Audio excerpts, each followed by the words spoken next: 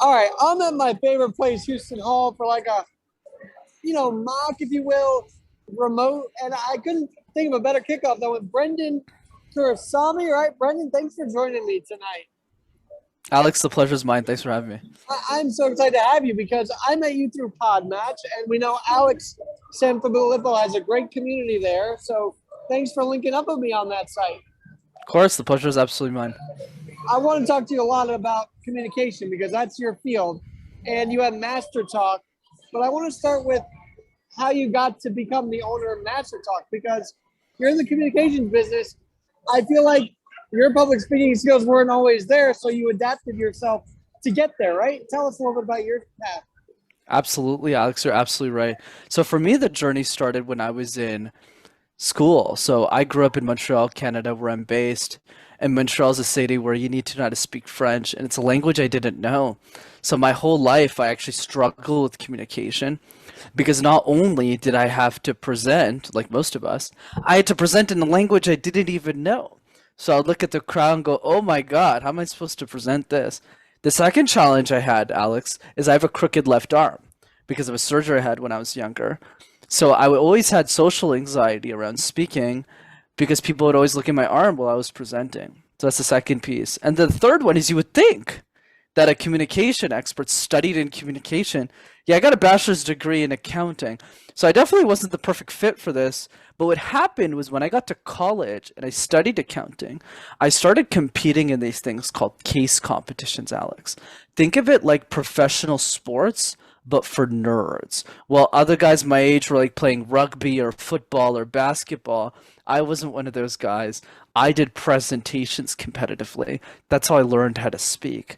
But then as I got older, I started coaching all the other students, and that's what gave me the idea for Master Talk because I realized that all the information I had in my mind wasn't available for free on the internet.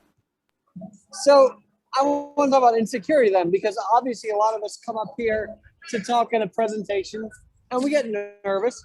But when you have a physical disability, and I didn't let it stop me, I have one leg, I don't give a crap about that. I just keep going. But obviously, it may have made you a little insecure. Talk about that for a minute.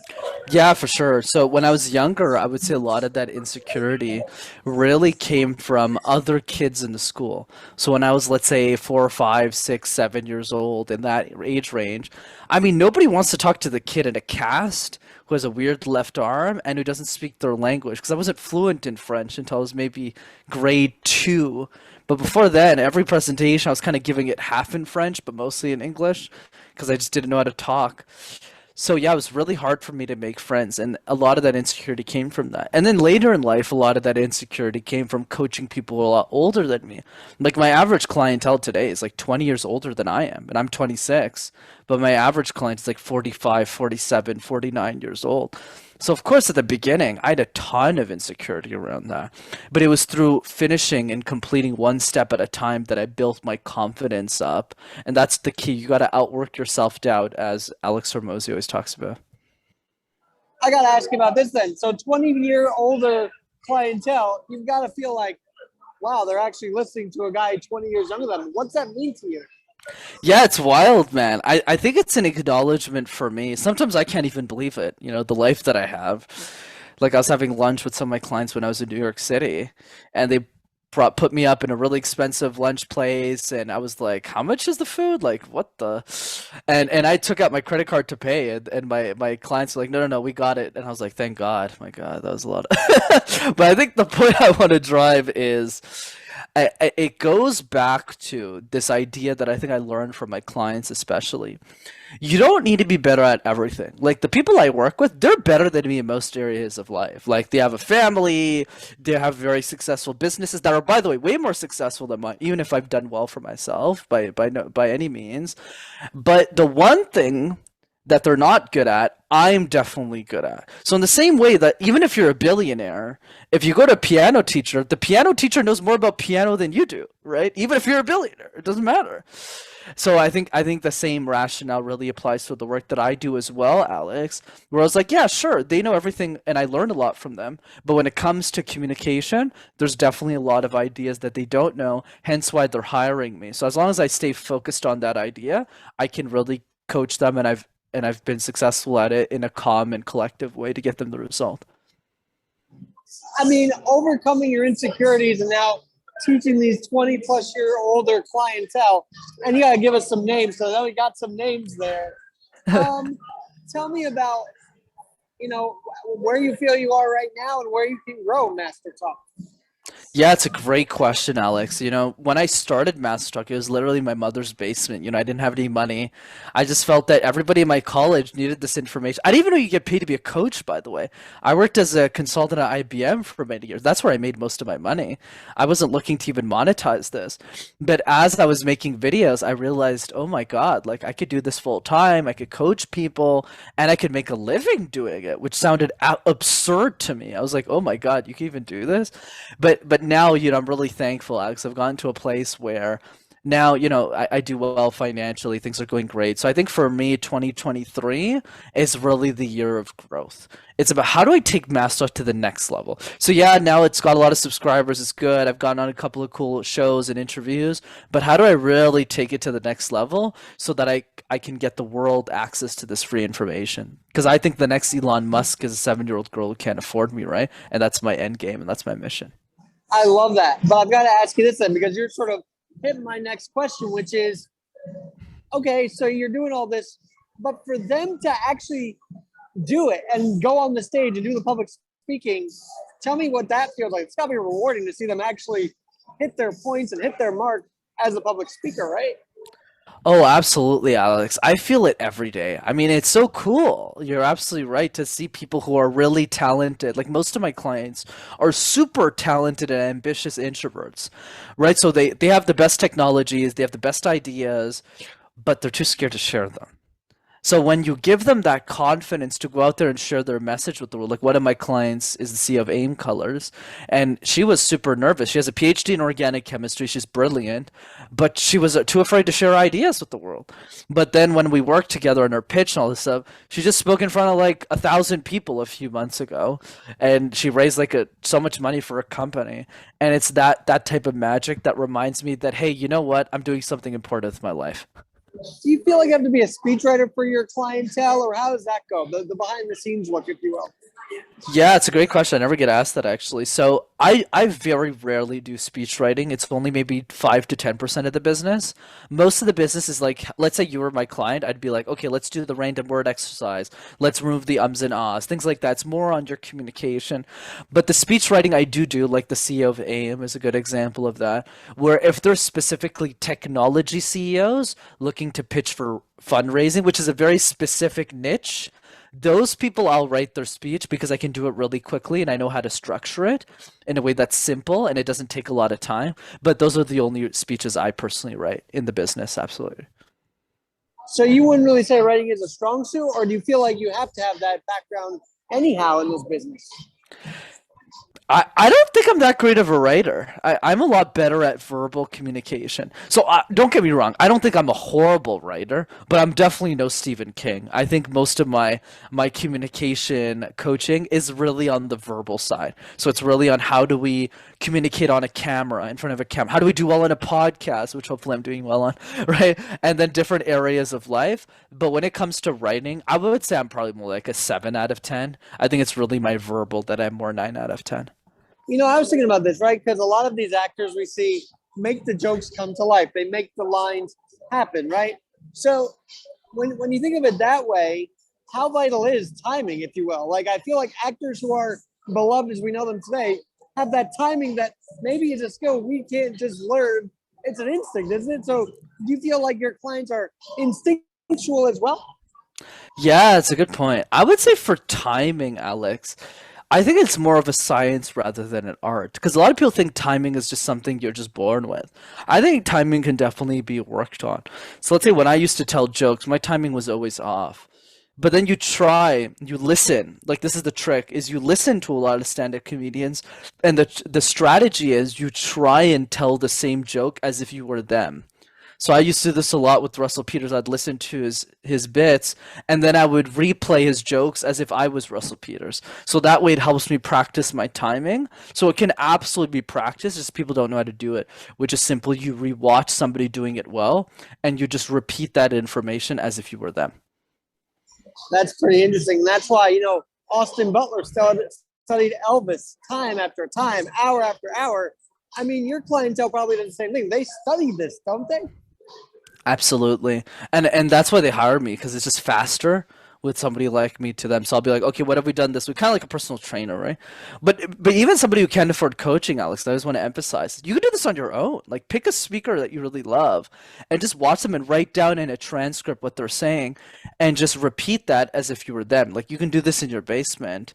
It's just, my clients have that accountability built in because it's just faster. Like when you go to a gym and you're alone, you'll give up to go to the gym. Though some people will still keep going back every day. And then there's other people that if there's a personal training waiting for me in the morning, I don't have a choice anymore. I have to go to the gym. So that's kind of the perspective that I take on the people I work with. I want to focus on you though, because obviously if you're getting someone who's insecure about their ideas out there and talking about them, I can tell right now you've got a very calm presence. Is that sort of part of the deal with you? Like you're a very calm guy, you can calm people down, or what?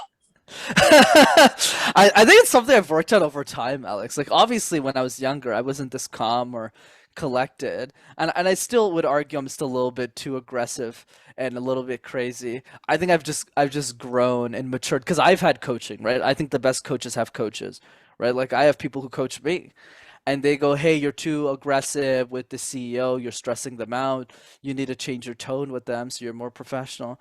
So I've just gotten better over the years, but I think I still have a lot to work on for sure. And I think anyone who says they're perfect isn't really that good of a coach or a All person. right. Well, I'd be a stupid interviewer if I didn't ask you who your mentor is. So tell me about your mentors then. Yeah, for sure, Alex. So my mentor is my business partner, Vamsi Polimetla. He's the CEO and founder of Make More Leaders. So he's a leadership coach and a business coach. So when he met me, MasterTalk was just a YouTube channel. I was just making videos as a 23-year-old kid. And he looked at me and he's like, you could charge executives thousands of dollars for coaching, right? And I looked at him like he was the stupidest guy on earth. And I was like, come on, dude. I'm like 23 years old. Who's going to spend thousands of dollars on me? And he looked at me in the most calm face, Alex, and he said, I would. And he wrote me a check. And I just went, oh my God. So he really believed in me and he changed what I thought about the world. Because I thought my whole life master was just going to be a hobby. I was going to be an executive at IBM. I don't have to do this full time. And he's the one who really pushed me to rethink my purpose and go, I think you need to do big things with your life. And he ended up being right about that for sure. Well, look at that, and now he's sort of helping back this whole big Master Talk company you got. I want to get to rockstarcommunicator.com in a minute, but how do you make sure your client hits the point? How do you help them sell their idea to whomever they're talking to? For sure, Alex. So for selling your idea to other people, here's the way I would think about it. Visionary communication is all about showing a future that doesn't exist yet. Let me give you an example. Let's say we take Steve Jobs, right? So Steve Jobs, as we all know, the founder of Apple, right? So him, when he first presented the iPhone in 2007, 2008, 2009, obviously today we all have one, but back then we thought the guy was crazy. Like $1,000 phone? Like we have a BlackBerry. Who needs that? So the first rule of visionary communication, Alex, is not to explain the future, but rather focus on the past and why the past is obsolete. So for those of you who haven't seen that presentation, check it out. It's available for free on YouTube. You'll notice that before Steve Jobs talks about the iPhone, he goes into details about why the BlackBerry sucks. So he goes, hey, wait a second, guys. Why is half of the screen a tactile keyboard? That's such a waste of space. No, no, no. That is not the future. The iPhone is the future because that's how you can play games, surf the web. You can have a better UI experience. You're like, oh, that makes sense. Let's say we take Netflix, an even easier example. Sure, you could pitch Netflix as a next generation streaming technology that will change the world. Or you could just say, Alex, are you tired of going to Blockbuster?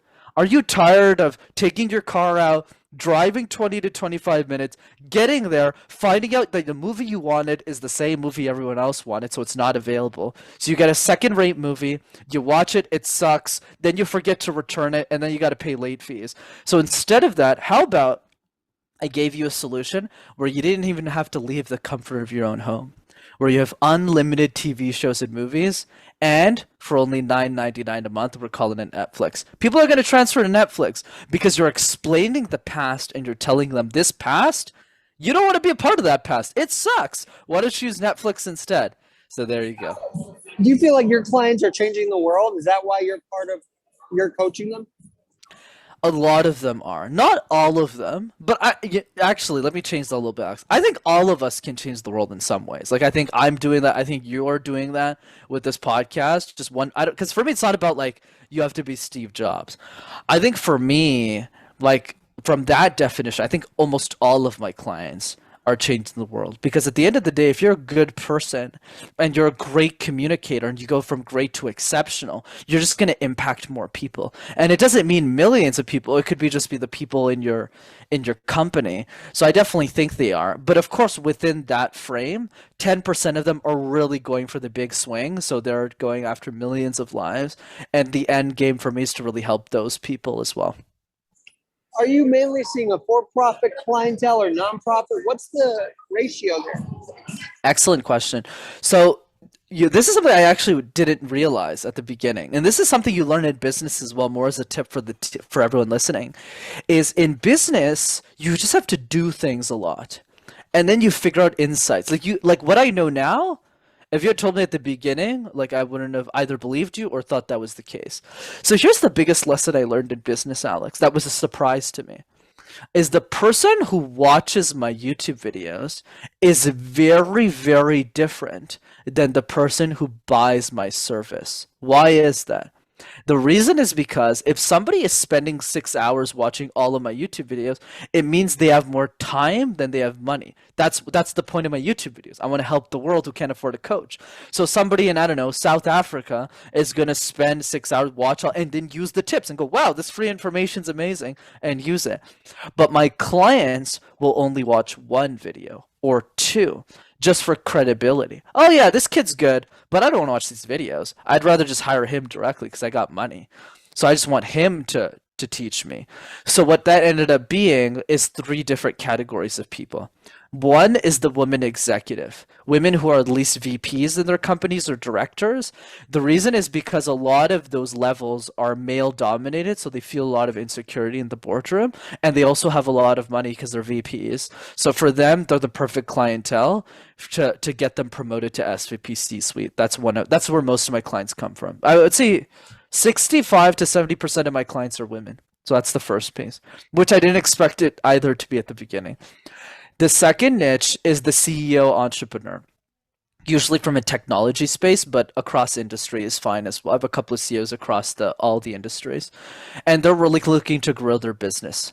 They're looking to speak on stages, impact more lives, get more clients. So for them, spending a few $1,000s is nothing for a coach. It's like, yeah, of course, if I get 10 more clients, of course I'll invest in Brenden. And the third one is another coach like me, just not for communication. Think career coaching, fitness coaching, life coaching. Those people who are usually doing $100,000 a year and want to scale to $1 million, they want great communication skills so they can attract more clients and be on more podcasts like this. Life coach. Are you inspired by Tony Robbins then? I mean, you don't make people walk on coals though, do you? So I definitely don't make people walk on coals, Alex. But yes, I'm definitely a huge fan of Tony Robbins. I've done all of his programs except for his high level ones that are like 85 grand. But the besides that, I've done Date with Destiny, Business Mastery. I think the guy's brilliant, and I think that's also a principle in general. I think in life, the world is a teacher if you allow it to be. Like today, there's something I learned from you, which is to be bold. Like this is the first intro I've ever done in a restaurant. We're just like, no, I just got to get it done. And I love that, right? Because a lot of people who are listening to this, they're scared to even press record the first time. Whereas you're going, I don't care if it's perfect. I don't care if I have all the answers. I just want to do something. So because of that, because I try my best to make the world my teacher, Alex, I try and learn something from everyone. So Tony Robbins isn't perfect. I'm not perfect. You're not perfect. Nobody's perfect. But if we learn something from everybody and we put it all together, I think we'll get really far in life for sure. I'll tell you this, like you're inspiring me to like say, well, I'm just doing this right here, but why can't a whole restaurant come out and watch the show one day, right? That's how I feel right now. I love that. And you know, I know you offer the 90-minute free consultation. So tell us about that for a bit, because I already feel jazzed up to try it actually. and we'll do a review of it on our next show. How about that? That'd be kind of cool. For sure, Alex, you're more than welcome to come. So there's two ways to keep in touch. One is exactly what you mentioned, which is rockstarcommunicator.com. So what that is every 2 weeks we do a free live workshop over Zoom that's entirely free. And I facilitate that call. So think of it like a free workshop that I deliver for the community. So we have a bunch of different, there's 8-year-old kids on that call. There's CEOs of $10 billion companies. Like everyone is invited to that specific one, and that's our give back to the community. So you can jump there, you can learn a lot about speaking. And then the second way to keep in touch is, of course, you can check out our YouTube channel. You just go to Master Talk in one word, and you'll have access to hundreds of free videos on how to speak. All right, I got to ask you this, because you help people sell themselves, but they come to you for that. So how do you sell yourself? It's not just YouTube, right? It's the in-person as well, maybe the first meeting, maybe the first consult. How do you sell your own self to get all these clientele? For sure, man. So I think the free training helps a lot. There's a lot of different ways in how we do this, but I think the biggest thing in coaching, which is a principle I teach other coaches who are kind of getting started, is show, don't tell. So don't tell people you're an amazing coach. Don't tell people you have an amazing service. Show them. So if you got a restaurant like the one that you're in, don't just do advertisements. Stand outside, wait for people to walk by and give them free samples. Hey, this is my meatloaf. Why don't you try this?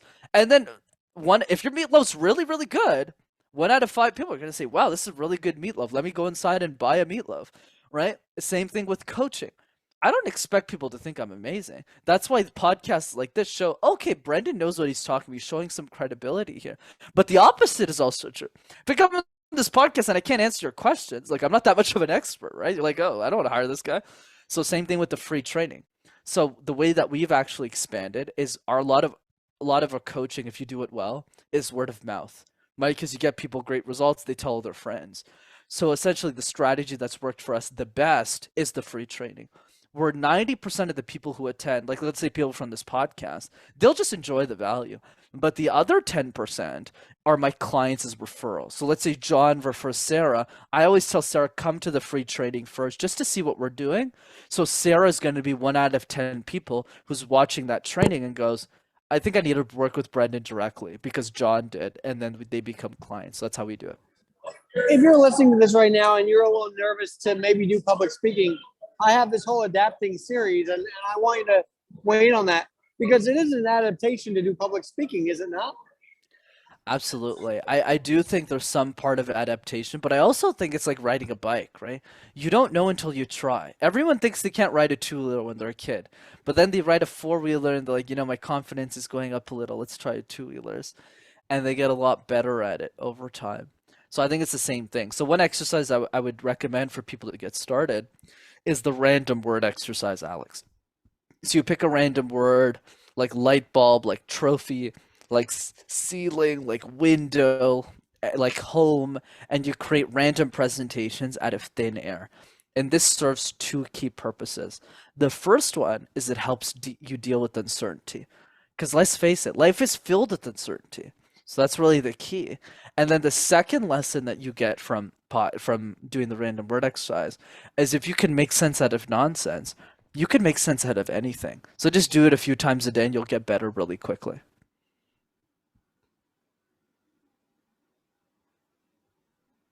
On that note, Brenden, I got to say this.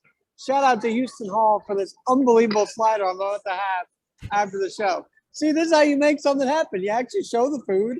Hey, Houston Hall, we're at a restaurant doing this podcast. What can grow from that, right? Absolutely. I love it. And when you're back in the city, I'd love to bring you here. I don't know if you've been here yet, but it's on. Do you live in Houston? In Texas? No, it's called Houston Hall on Houston Street in New York City. So I'm right now in NYC at one of my favorite spots talking to you, and I love it, man. I love the vibe right now. So, we'll definitely get some food next time I'm in New York City. Absolutely. Absolutely. And so I really appreciate you coming on. And I did take a public speaking class in school, but I feel like you're teaching us it's more than just a class or a semester of it, right? Absolutely. It's a lifelong skill, right? It's all about saying communication improves our life. And that's the biggest problem I have with this industry Alex, is a lot of us focus on the fear. We don't focus on the opportunity, which is, wait a second, communication makes your life better. It improves the way that you look at your family, the way we raise our children, the way we talk to people. And if we realize that, it'll really improve the way that we look at life as well. And then one other thing, spokespeople versus public speakers. Is there a difference? Because I've often wondered, actually. For sure. So I would say spokespeople and public speakers are a big difference because spokespeople are usually like celebrities who are getting paid to endorse a product. So they're not always trained in communication. They're not really paid to speak really well. I think most of the payment comes from the credibility that they have in their personal brand. So they don't do much besides look good and kind of maybe do a skit or two. Whereas in public speaking, you're really getting paid to speak. That's because you're really good at speaking and you're sharing a message, like a Tony Robbins, where he gets paid to speak, as an example. All right.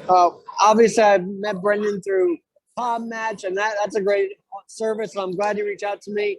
I do want to know what made you reach out, because I just feel like I'm a kid in New York doing this podcast. Whoever listens. So what inspired you to connect? I'm kind of curious now. Yeah, for sure, Alex. For me, podcast is a way for me to meet people. I just think it's fun. That's why I actually book a lot of time to just meet people and do podcast conversations and get to know other people. Now I have a new friend in New York City, right? So that's actually the main reason. I don't really get a lot of business out of podcasting. It's just a way to end my day and just meet new folks without having to leave the comfort of my own home. So there you go. Well, in case no one asked you today, how was your day? Just so we know, like, what was the day in the life of Brenden? Remind me your last name. It's a little tricky. Yeah. It's Kumarasamy, and I hope you had a great day as well, man. Yeah, for me, every day is great. I'm super grateful because I get to live every day with my purpose, and I get to do things that most 26-year-olds don't get to do. Most of my friends, they're working, day jobs. Whereas me, like my whole purpose is just talking to you, having conversations, and I get paid to do it. It's kind of weird. So I'm really grateful about that for sure. So most of my time today was spent on coaching calls with clients. I had one or two sales calls today, and I also did a few podcasts. I gotta say, because you don't look drained at all. You don't look tired from all these calls. But you often find yourself becoming a therapist also while being coach. Oh, 1000%. Like when you're a coach, even if people come to you for communicate, that's what they're paying me for. They definitely bring every other area of their life into the game too. And it's up to me to navigate. Obviously, I'm not going to solve all those other problems, but I think the focus is more being a listening ear for them and their problems. So yeah, but you gotta love people. I think that's the thing, Alex, is a lot of people, they go, oh, coaching, maybe I should do it. It's not for everybody. You have to really love people. Like, I really enjoy this conversation. It's not like, oh my God, why am I here? Right? I really love talking to people. That's why it's easy for me to do this over and over and over again. But if you don't have that energy, oh my God, you should never be a coach. Like, all you're going to do is suffer. I was gonna say, is coaching a competition, or do you feel like you're friends with other coaching colleagues that actually might be taking business from you? Yeah, it's funny. I used to see them as my competition when I was a little bit more ego-driven and younger and immature, I'll add. And I'm still immature, by the way. I just think a lot less relative to my age. But I think the big piece is I realized in my specific niche, there's a lot of people who need this. Communication is the number one fear in the world, Alex. And most of the people who are my quote unquote competitors in the space, they're much older than me, right? There's like one other communication coach that I know that's really successful that's in my age group, like in their 20s, and he doesn't even really want to do it. He's kind of thinking of quitting.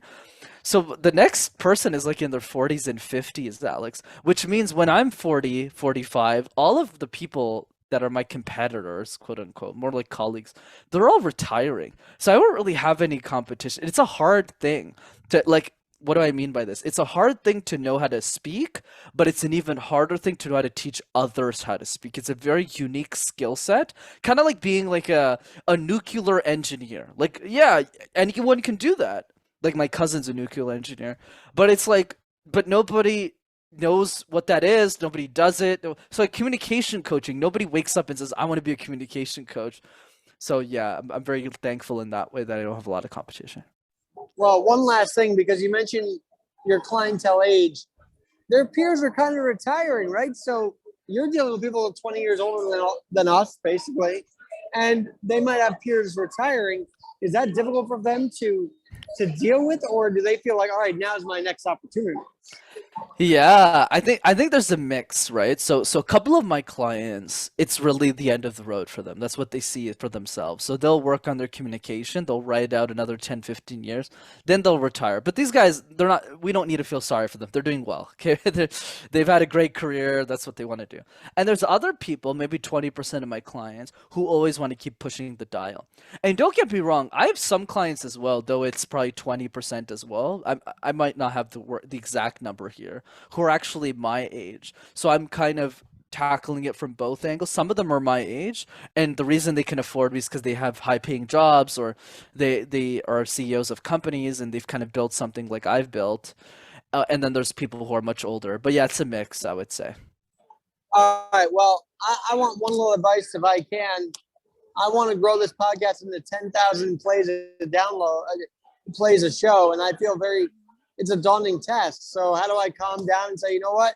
Just be happy with every download I get, right?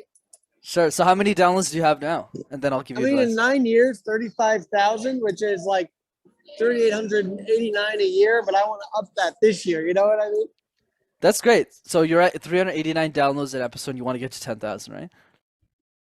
Go ahead. No, actually a year. So if you divide that, it's like almost 10 to 11 downloads an episode.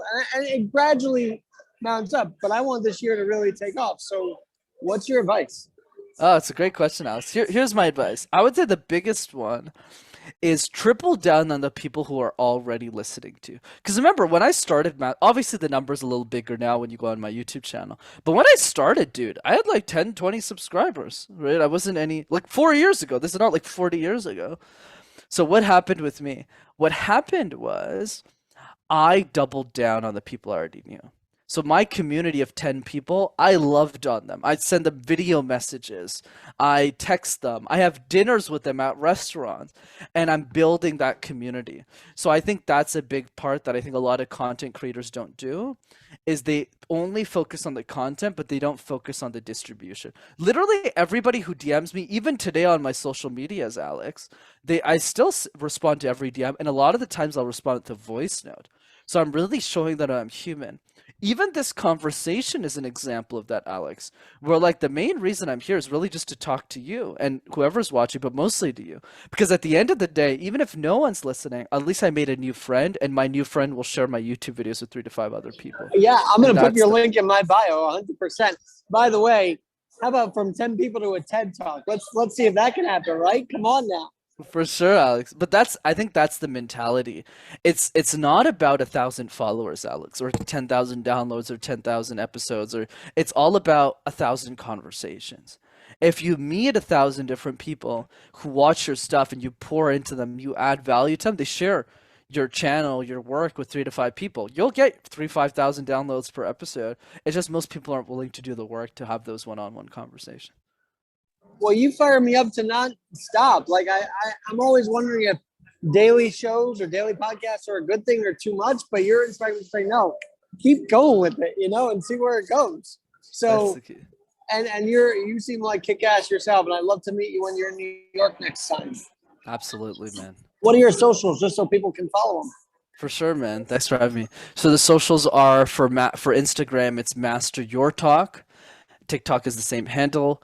For YouTube, it's MasterTalk. And for LinkedIn, my goodness, if you can figure out how to spell my name, you could totally add me there too.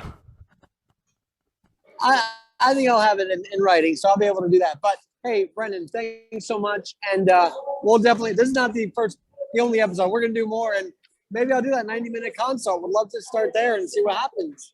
For sure, Alex. You're always welcome to the training. All right. That was Adapting with Brenden. Kumarasamy, and he's at MasterTalk, the founder of MasterTalk. Thanks to PodMatch for making this connection. We'll talk to you soon.